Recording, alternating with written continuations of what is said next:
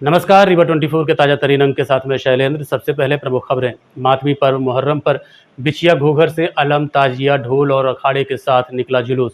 रीवा में करंट से महिला की मौत, बिजली विभाग की लापरवाही की भेंट चढ़ा एक और परिवार। रीवा पुलिस की मादक पदार्थ पर बड़ी कार्रवाई, 448 किलो गांजा किया जब्त। और खनिज विभाग की मौन सहमत के चलते क्रशर संचालकों द्वारा अवैध उत्खनन जारी। इन खबरों सहित अन्य खबरें विस्तार से। रीवा के बिछिया घोघर से अलम, ताजिया, ढोल और अखाड़े के साथ मातमी पर्व मुहर्रम का जुलूस निकाला गया। मुस्लिम समाज का मातमी पर्व मुहर्रम आज पूरे रीवा जिले में बेहद ही शांति और सौहार्द पूर्वक मनाया जा रहा है। आज सुबह से ही इमामबाड़ों में मुस्लिम धर्मावलंबियों की भीड़ जमा रही, जहां हजरत इमाम हुसैन की याद में फतेहा ख्वानी के बाद लंगर बांटा गया। वहीं शहर के बिछिया और घोघर मोहल्ले में जुलूस भी निकाला गया। इस जुलूस में अलम, ढोल, ताजिया और अखाड़े भी शामिल रहे, जो आकर्षण का मुख्य केंद्र रहे। बता दें कि आज सुबह जुलूस का आगाज़ इमाम बाड़े में फतेहा ख्वानी से हुआ, जिसके बाद अलमदार और ताजियादार पूरे लाव लश्कर के साथ जुलूस की शक्ल में भ्रमण पर निकले। बताया गया है कि बिछिया का जुलूस नारायण चक्की होते हुए अखाड़ा घाट से किला पहुंचा, जहां महाराजा पुष्पराज सिंह ने जुलूस का स्वागत करते हुए सभी अखाड़ों के खिलाड़ियों को पुरस्कृत किया। वहीं किला के बाद जुलूस बिछिया नदी से होते हुए बिछिया मोहल्ले में पहुंचकर समाप्त हुआ। जुलूस के दौरान रास्ते में पानी, शरबत और लंगर का भी इंतजाम किया गया था। बताया गया है कि मुहर्रम का मुख्य जुलूस दोपहर बाद शहर के सभी मोहल्लों से निकलकर छोटी दरगाह पहुंचेगा, जहां मुख्य कार्यक्रम आयोजित किया गया।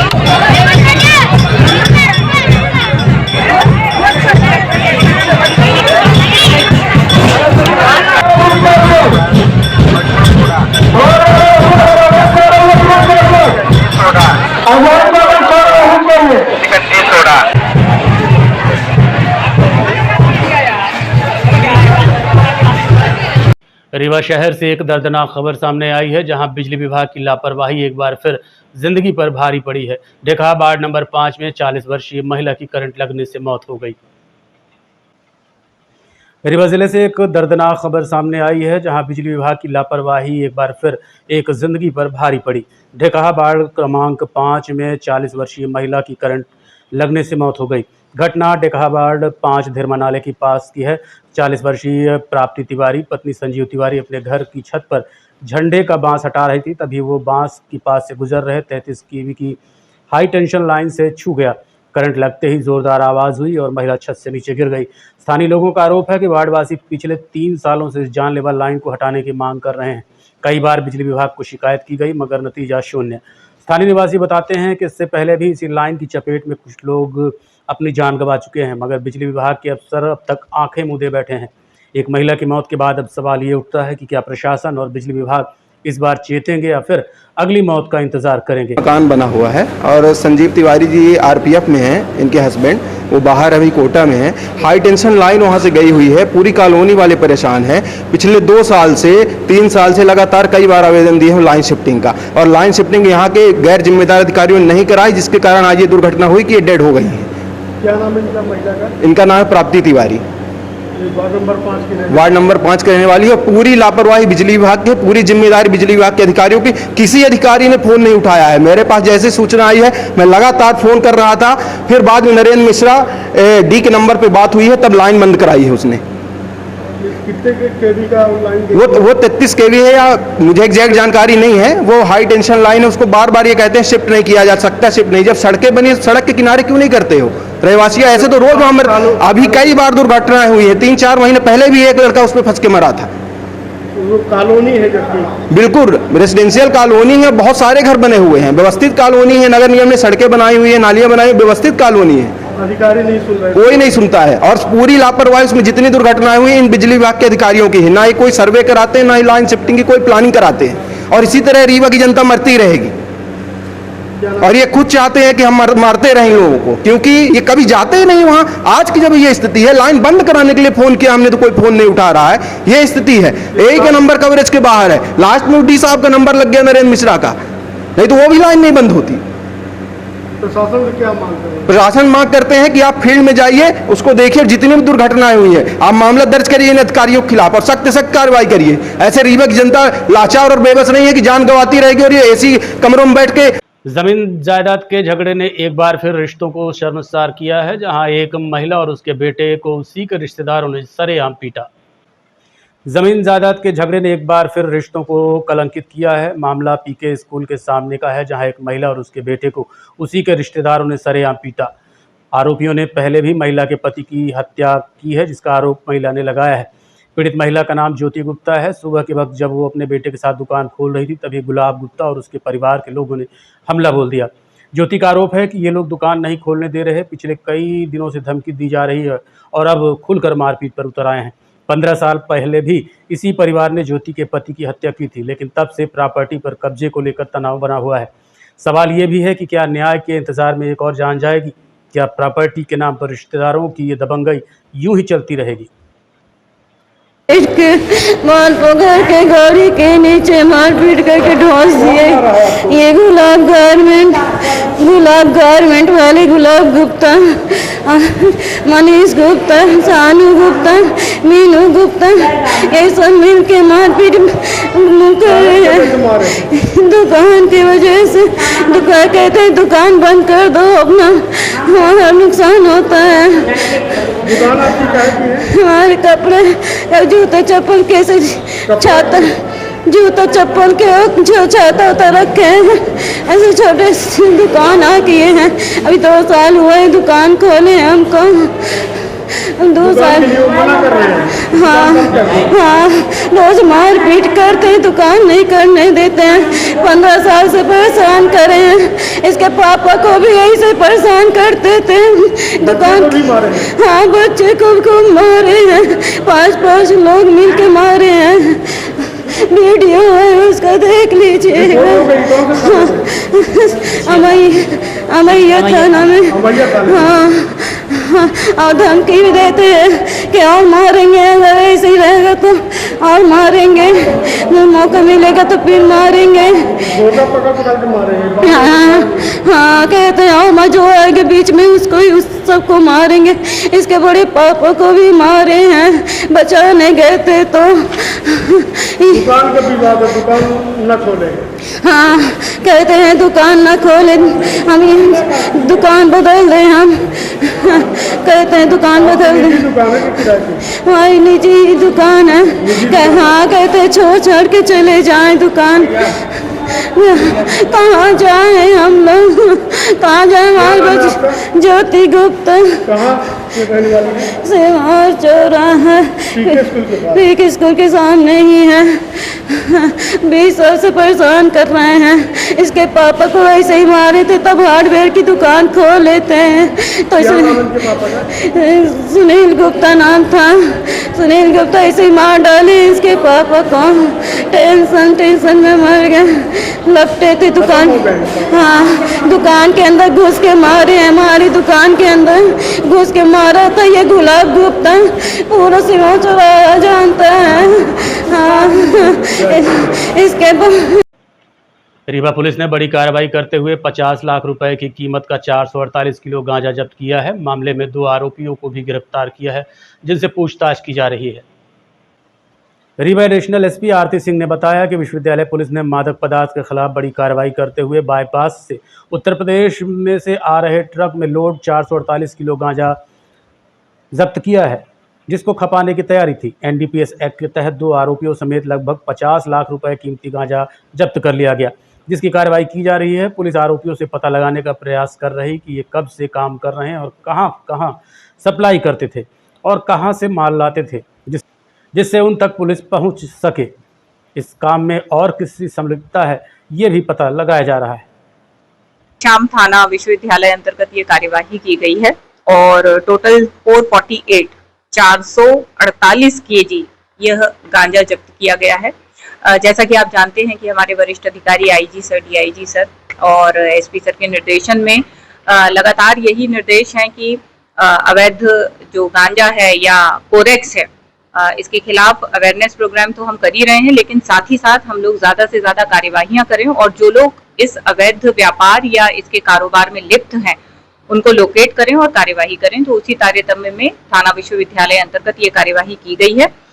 2 आरोपी हैं जिनको अरेस्ट कर लिया गया है, एक बलिया के हैं और दूसरे अमरपाटन के हैं। तो ये 2 आरोपी अभी अरेस्ट हैं और इनसे आगे की पूछताछ की जा रही है, कायमी कर रही है। किस वाहन में सर? ट्रक में ये लोग लेके जा रहे थे और मुखबिर सूचना जब मिली है तो घेर कर इनको लोकेट किया गया है और आगे की कार्यवाही। क्या नाम है?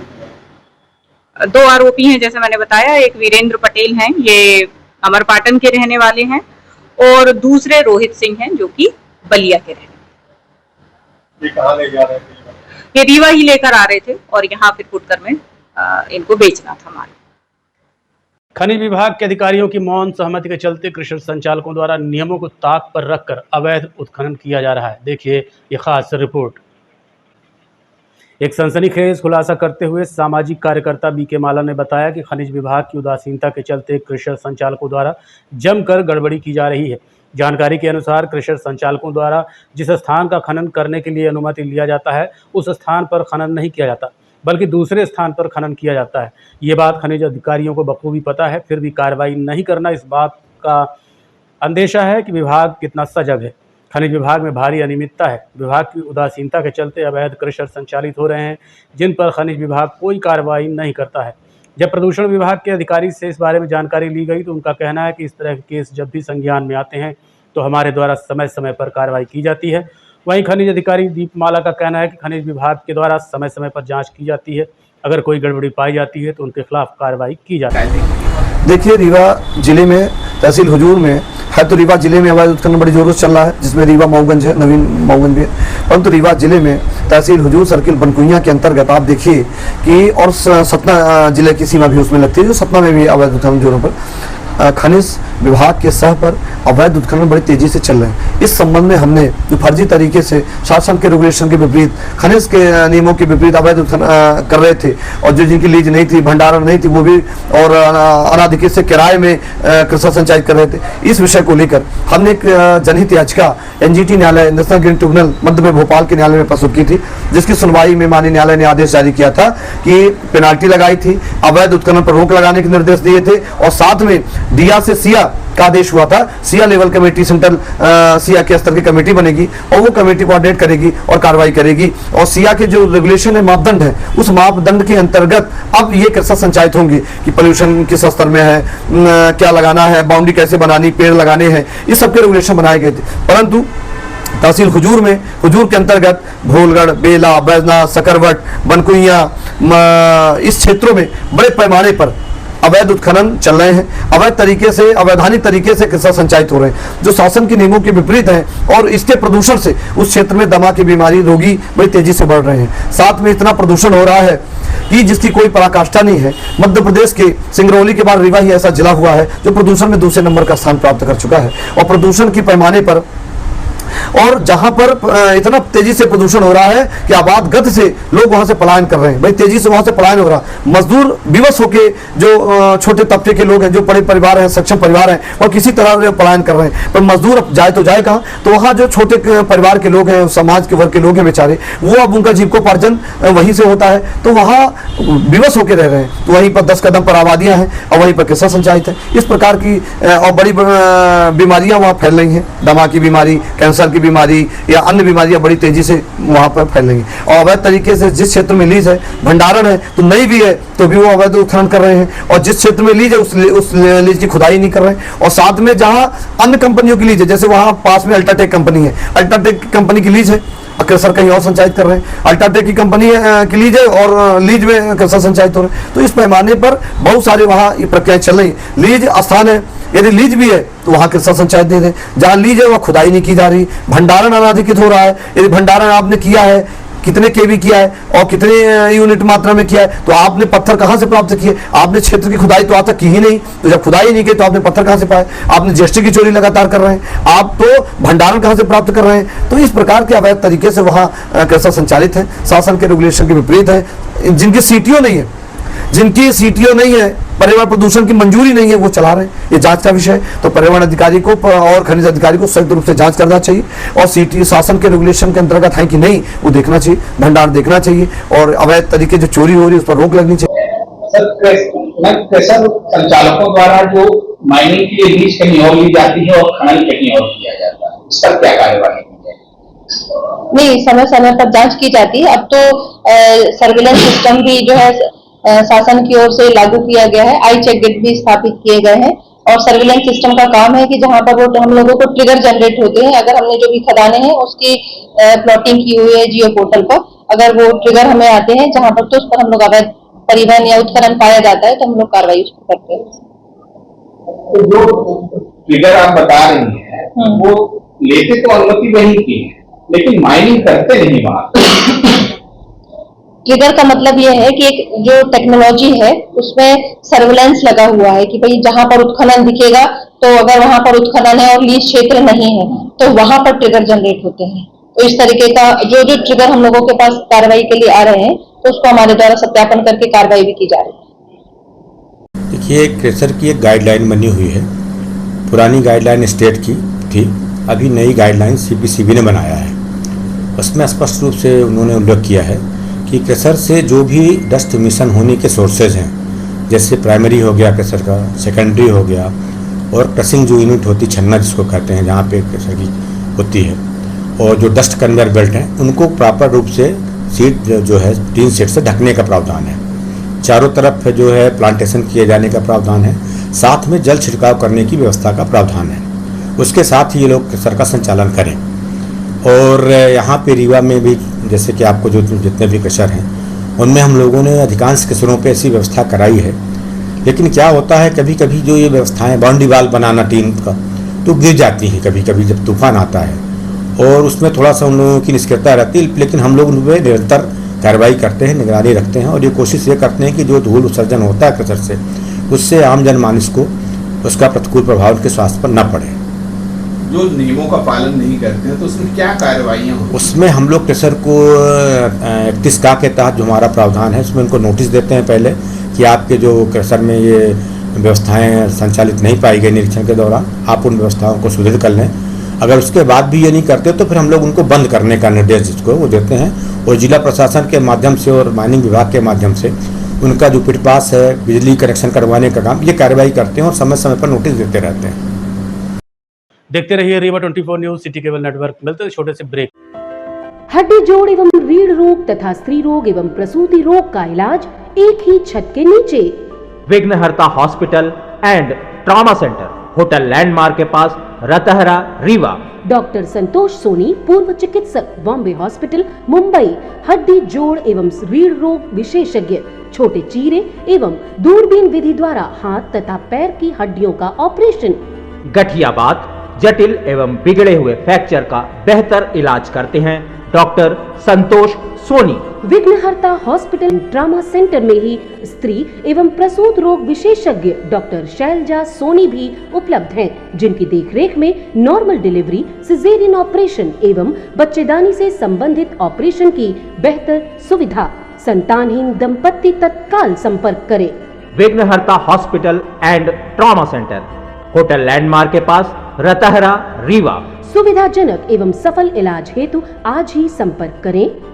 विघ्नहर्ता hospital and trauma centre, hotel landmark के पास, रतहरा, रीवा। मोबाइल नंबर 7828781983 अथवा 8462956774 पर।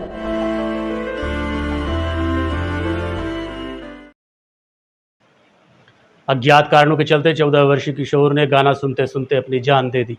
अज्ञात कारणों के चलते 14 वर्षीय किशोर ने गाना सुनते सुनते अपनी जान दे दी। रीवा जिले के पैपखरा से ये अजीबोगरीब मामला प्रकाश में आया है, जहां के रहने वाले 14 वर्षीय जितेंद्र साकेत ने गाना सुनते अपनी जान दी। मामले को लेकर मृतक के भाई ने बताया कि वो गाना सुन रहा था। उसके पिता रामलाल साकेत ने कहा कि घर चलो, लेकिन जितेंद्र ने कहा कि मैं थोड़ी देर में आ रहा हूं। इसके बाद जब उसके बड़े पिताजी की लड़की मौके पर पहुंची तो देखा कि जितेंद्र पेड़ पर लटक रहा है। परिवार वालों ने उसे पेड़ से उतारा और लेकर अस्पताल पहुंचे, जहां डॉक्टरों ने मृत घोषित कर दिया। 14 साल का था। 14। कहाँ फांसी? ये आम का पेड़ था वहीं पे गांव में। जी जी। ये पता चला कि ये गाना वाना भी सुन रहा था? हाँ, वहीं पे एक डैक लिया है छोटा सा, तो उसी डैक में गाना बजा रहा था, तो वहीं पे सुनते सुनते सुन रहा था वहीं पे गाना। सुनते सुनते उसके पापा गए वहाँ पे कि काहे बैठे लाला, तब बोली कि चला हम आई थे। तो वो जब चला, पापा चले आए तो पापा यहाँ घर में बैठ गए। तो वो लड़का बोला नहीं, फिर चला आया। फिर 10 मिनट उधर ध्यान नहीं दिए हम लोग, उधर ध्यान वहाँ नहीं दिए। तो फिर उसकी बहन थी, उसके बड़े पापा की लड़की, बोली जितेंद्र चुपका झूला लाग जितेंद्र। तो वहाँ पे हम नहा रहे थे, तो हम भी वहाँ पे दौड़े बहुत जल्दी की झुक्का झूले, तो फांसी लगी है। फिर जाके वहाँ पे छुड़ाएँ, फिर वहाँ पे लगा कि जीवित हो गए, इसीलिए छुड़ा दिए जल्दी जल्दी। लेके आए हॉस्पिटल, फिर हॉस्पिटल उपचार के लिए भी ले गए, तो बताया गया कि वो मतलब गाना सुन रहा था? हाँ, गाना बज रहा था आम के पेड़ में। और वहाँ पे पापा उसके गए भी कि क्या कर रहा है, चल उतर। तो वो लड़का बोला कि नहीं पापा चलिए, अपना हम आई थी। कहाँ के रहने वाले थे? ये पैपखरा थी 150 से जीवन कोई। ये 10:30 के करीब लगभग है। हाँ, दिन में अभी 5 तारीख को, ये 6 तारीख को जी 10:30 बजे करीब। जी जी। क्या नाम बच्चे का? बच्चे की जितेंद्र साकेत नाम है, उनके पिता का रामलाल साकेत नाम। देखते रहिए Rewa 24 news, city cable network. मिलते हैं छोटे से ब्रेक। विंध्य क्षेत्र का शिक्षा पथ प्रदर्शक Pentium point group of institutions Rewa, जो पिछले 25 वर्षों से ज्ञान, गुणवत्ता और विश्वास का प्रतीक बना हुआ है। इस प्रतिष्ठान के अंतर्गत संचालित है Pentium point college of pharmacy, मान्यता प्राप्त फार्मेसी काउंसिल ऑफ इंडिया से, जहां संचालित हो रहे हैं बी फार्मा 4 वर्षीय और डी फार्मा 2 वर्षीय जैसे professional course. Pentium point college of law, मान्यता प्राप्त bar council of India new Delhi से, जहाँ उपलब्ध है देश के भविष्य निर्माता विद्यार्थियों के लिए BCom LLB, BBA LLB, BA LLB 5 वर्षीय, LLB 3 वर्षीय और LLM 2 वर्षीय जैसे रोजगार परक पाठ्यक्रम। Pentium point college of management approved by AICTE, जहां संचालित है हाईली डिमांडेड MBA 2 वर्षीय कोर्स। साथ ही Pentium point technical college Rewa का एकमात्र संस्थान जहां AICTE से मान्यता प्राप्त BBA और BCA जैसी तकनीकी पाठ्यक्रम संचालित है। रेगुलर कोर्सेज में BCom, BSc, BA तथा स्नातकोत्तर स्तर पर MA history, economics, sociology, MSc chemistry, biotechnology, computer science और PGDCA डिप्लोमा भी उपलब्ध है। यहाँ शिक्षण कार्य नेट, सेट व PhD धारक प्राध्यापकों द्वारा कराया जाता है। साथ ही उच्च गुणवत्ता की प्रयोगशालाएं, pharmacy lab, biotechnology lab, computer lab, moot court और विशाल पुस्तकालय संस्थान की विशेषताएं हैं। बौद्धिक और सांस्कृतिक गतिविधियों के लिए एक अत्याधुनिक ऑडिटोरियम, खेल गतिविधियों हेतु इंडोर और आउटडोर स्टेडियम, जहाँ शिक्षा के साथ संपूर्ण व्यक्तित्व का विकास सुनिश्चित है। So please visit Pentium Point where vision meets excellence. Admission open, so visit today Pentium Point Group of Institutions Rewa. जी हाँ, विंध्य क्षेत्र का शिक्षा पथ प्रदर्शक Pentium Point Group of Institutions Rewa, जो पिछले 25 वर्षों से ज्ञान, गुणवत्ता और विश्वास का प्रतीक बना हुआ है। Yes, one and only Pentium Point Group of Institutions Rewa. Muharram के अवसर पर मुस्लिम समाज ने SNU एवं कैजुअल्टी विभाग में भर्ती मरीजों के बीच फल और बेडशीट्स का वितरण किया। मुहर्रम के अवसर पर एक सराहनीय पहल सामने आई है। मुस्लिम समाज ने SNCU एवं कैजुअल्टी विभाग में भर्ती मरीजों के बीच फल और 20 बेडशीट्स का वितरण किया। मुहर्रम के महीने में आयोजित इस सेवा कार्य में समाज सेवी गुल मोहम्मद अंसारी ने बताया कि ये महीना हिम्मत और बलिदान का प्रतीक है। इसी महीने में पैगंबर इस्लाम के नवासे हज़रत इमाम हुसैन को शहीद किया गया था। हज़रत इमाम हुसैन की शहादत हमें ये सिखाती है कि हमें सच्चाई और धैर्य के साथ अपना जीवन जीना चाहिए और बुराई को जड़ से मिटाना ज़रूरी है। मुहर्रम का ये संदेश धैर्य, बलिदान और सेवा आज भी समाज के लिए प्रेरणादायक है। ऐसे आयोजनों से इंसानियत को एक नई दिशा मिलती है। तो मुहर्रम के पावन पर्व के अवसर पर हम लोग यहाँ आए हैं, क्योंकि आज का ये पावन पर्व कुर्बानी, सब्र, इस्तकामत इसका संदेश देता है। और इस संदेश को लिए हुए आज हम अस्पताल परिसर में आए हैं कि हज़रत इमाम हुसैन ने हमें ये संदेश दिया कि हमें सब्र और धैर्य से काम लेना है और हमें बुराई का डटकर सामना करना है। बुराई चाहे कैसी भी हो, समाज में किसी भी तरह की बुराई हो, हमें बुराई के आगे अपना सर नहीं झुकाना है, उसका डटकर सामना करना है, वो भी धैर्य के साथ, विश्वास के साथ, यकीन के साथ। इसी संदेश को आगे बढ़ाते हुए आज हम यहाँ अस्पताल परिसर में 20 बेडशीट मुस्लिम समाज की जानिब से और फलों का वितरण यहाँ मुस्लिम समाज की जानिब से हुआ है। उसी के तारतम्य में हम लोग यहाँ सब एकत्रित हुए हैं। क्या नाम है आपका? गुल मोहम्मद अंसारी। आज के अंक में इतना ही। देखते रहिए रीवा 24 न्यूज़। नमस्कार।